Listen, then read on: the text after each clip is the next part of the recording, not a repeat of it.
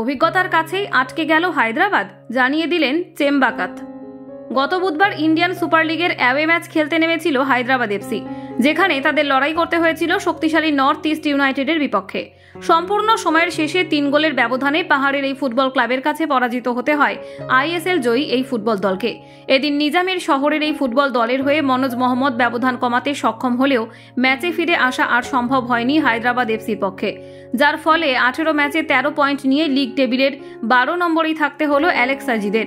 সেই নিয়ে যথেষ্টই হতাশ সমর্থকরা। নতুন বছরের শুরুতে মোহনবাগান সুপার জায়ান্টের কাছে ধাক্কা খেতে হলেও পরের ম্যাচ থেকেই ঘুরে দাঁড়ায় এই ফুটবল ক্লাব। অনায়াসেই তারা আটকে দিয়েছিল মানালো মার্কুয়েজের এফসি গোয়া থেকে শুরু করে শক্তিশালী বেঙ্গালুরু এফসির মতো দলকে। তারপর গত ম্যাচে খালিদ জামিলের শক্তিশালী জামশেদপুর এফসির বিপক্ষে জয় ছিনিয়ে নিয়ে সবাইকে চমকে দিলেও এবার বজায় থাকলো না সেই ধারা। বিশেষ করে ঘরের মাঠে ম্যাচ থাকার ফলে প্রথম থেকেই যথেষ্ট ভয়ঙ্কর হয়ে উঠেছিল বেনালির ছেলেরা।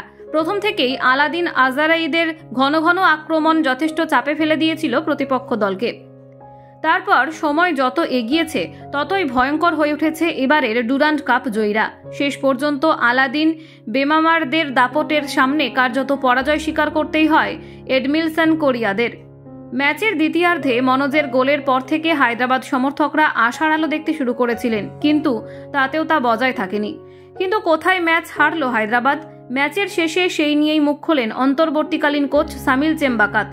সাংবাদিকদের মুখোমুখি হয়ে তিনি জানান, নর্থ ইস্ট ইউনাইটেড যথেষ্ট শক্তিশালী দল, তাদের আটকানো যথেষ্টই কঠিন। সেই দলে বেশ কিছু গুরুত্বপূর্ণ ফুটবলার রয়েছে যারা মুহূর্তের মধ্যে ম্যাচের পরিস্থিতি বদলে দিতে পারে।